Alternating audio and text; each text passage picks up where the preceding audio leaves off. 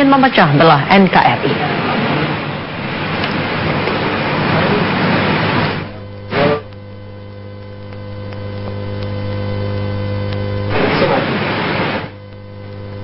Di sela agenda kuliah umum yang diselenggarakan Universitas Padjadjaran Bandung, Panglima TNI Jenderal Gatot Nurmantio membenarkan adanya dugaan aksi makar yang akan terjadi pada aksi 2 Desember mendatang.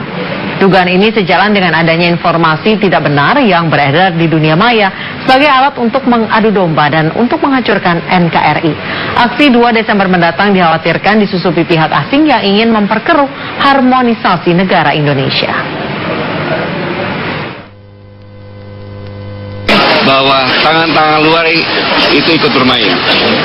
Tadi malam saya mendapat WA bahwa Habib Rizik dianiaya oleh Kostrad. Langsung intelijen saya sudah bekerja mencari dan ternyata hoax tersebut asalnya dari Australia dan Amerika. Sebagai warga negara Indonesia, ya, Indonesia adalah milikku. Ya, Indonesia juga milikmu. Tapi Indonesia adalah milik kita bersama. Maka aturan bersama yang kita patuhi. Pemirsa, demikianlah special report lembar. Ya, diantaranya pada acara salah satu partai pendukungnya, kemudian pada saat wawancara di Balai Kota, dan beberapa tempat lain. Apakah alat bukti itu bisa memenjarakan Ahok? Oh, sangat. Bahkan kami minta Ahok ini segera ditahan. Sekali lagi segera ditahan. Tolong catat baik-baik, sepanjang sejarah penegakan hukum di Indonesia tidak ada satupun tersangka dalam kaitannya dengan pasal 156A KUHP yang tidak ditahan. Tidak ada, semua ditahan. Mulai dari dulu ada kasus Pak Permadi, SH, kemudian Ariswendo Atmowiloto, Lia Aminuddin, Ahmad Musadek, kemudian Yusman Roy, semua terkait daripada pasal 156A KUHP dan semua ditahan. Jadi kalau saat ini Ahok tidak ditahan, ini menjadi presiden buruk bagi penegakan hukum di negara kesatuan Republik Indonesia. Jadi kami tetap pada prinsip pertama, harus ditahan. Sekali lagi, harus ditahan.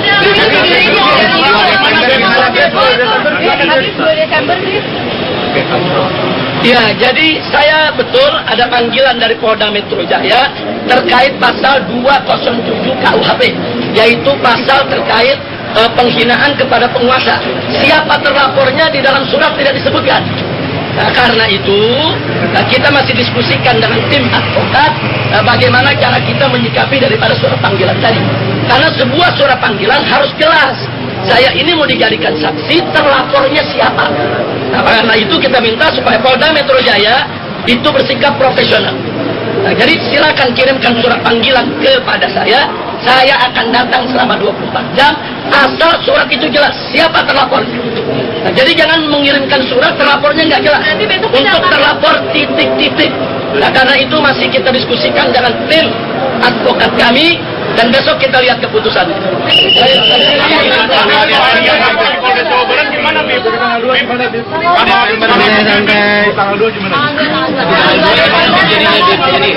Tanggal 2 Desember adalah unjuk rasa yang dilindungi Undang-Undang Nomor 9 Tahun 1998. Siapapun orangnya di negara Republik Indonesia tidak boleh melarang suatu unjuk rasa yang dijamin oleh undang-undang. Presiden sekalipun.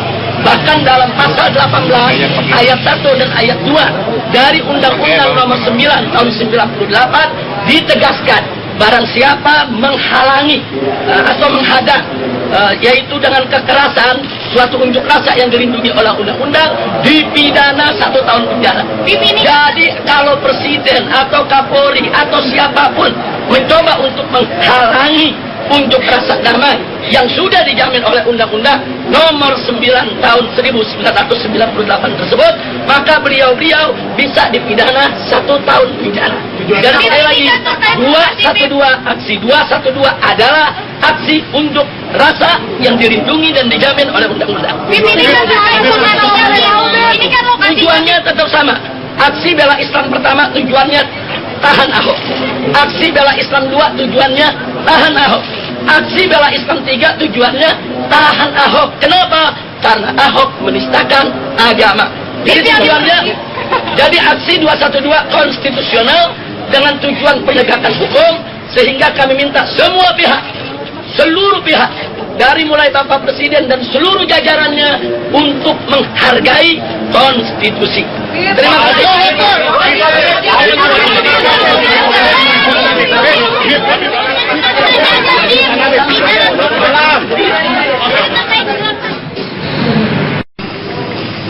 Menimbulkan permusuhan terhadap perorangan maupun kelompok yang berdasarkan sara. Dari hasil pemeriksaan tersangka dari tadi malam kita ketahui bahwasanya sejak pukul 20.00 WIB penyidik sudah melakukan penangkapan, kemudian dilanjutkan dengan pemeriksaan tersangka. Kemudian di samping itu penyidik juga telah melakukan langkah-langkah upaya paksa berupa melakukan penyitaan, antara lain yang pertama HP Asus Zenfone 2 warna hitam tahun 2008. Kemudian yang kedua email buni_yani@yahoo.com dibuat pada tahun 1998. Kemudian akun Facebook Buni Yani yang dibuat pada Oktober 2008. Dan yang terakhir adalah screenshot screen capture dari Facebook yang tadi malam kita tunjukkan kepada rekan-rekan.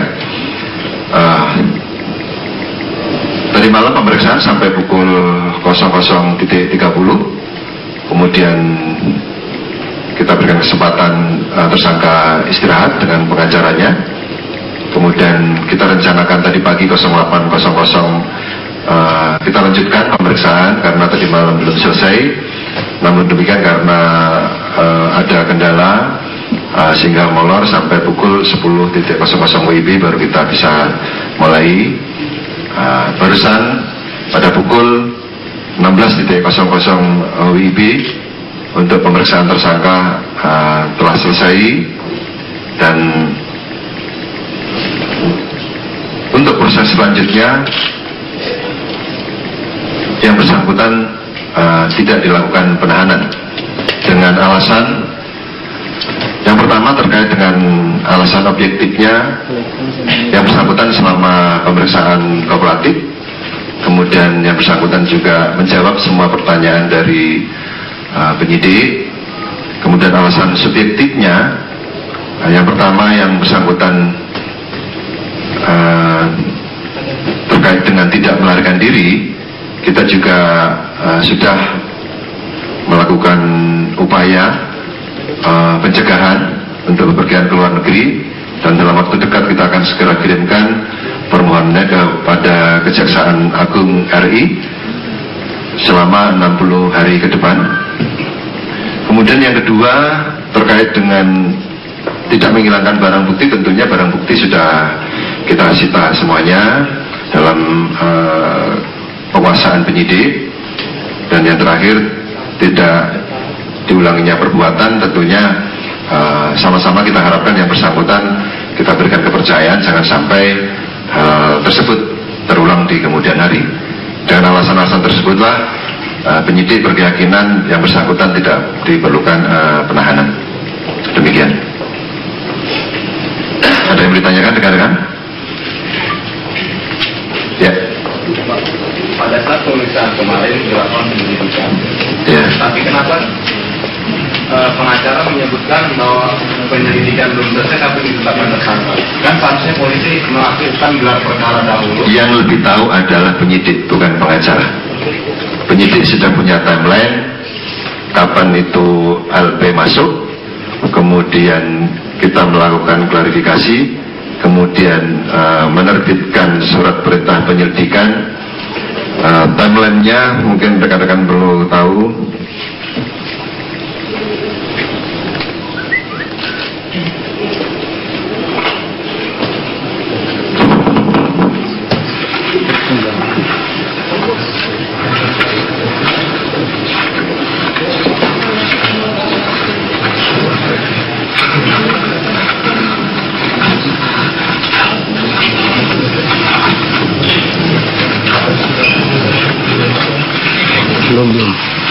Belum. Dan pemirsa Special Report akan kembali usai.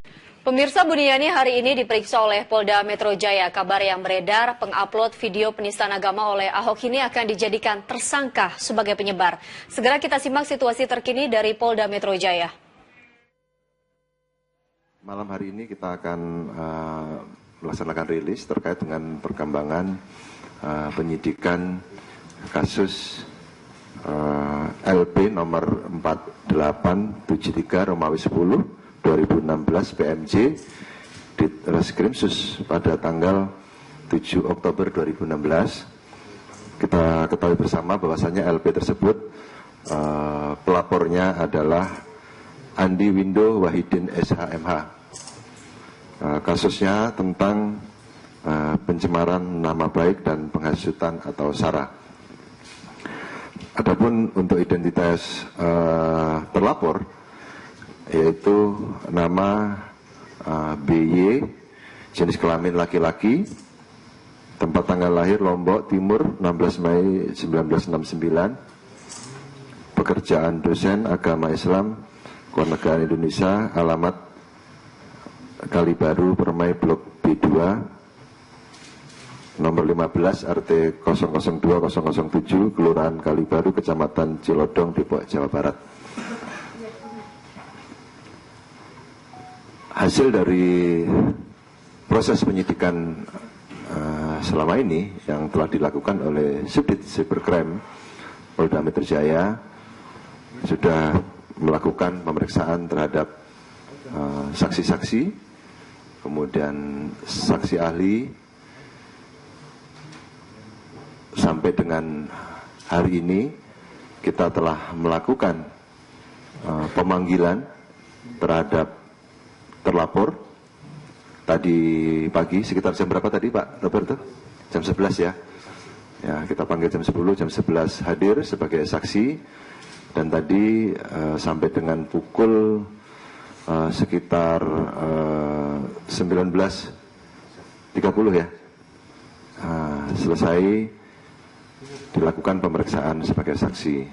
Namun demikian dengan hasil pemeriksaan, hasil konstruksi hukum, pengumpulan alat-alat bukti dari penyidik pada kesempatan malam hari ini sekitar pukul 20.00 dengan bukti permulaan yang cukup, yang bersangkutan saudara BY kita naikkan statusnya menjadi tersangka. Bahwasanya yang bersangkutan dari tuduhan persangkaan oleh pelapor terkait dengan pencemaran nama baik dan penghasutan sara yang dapat kita penuhi terkait dengan unsur-unsur perbuatan pidananya, yaitu terkait dengan adanya penghasutan yang berbau sara.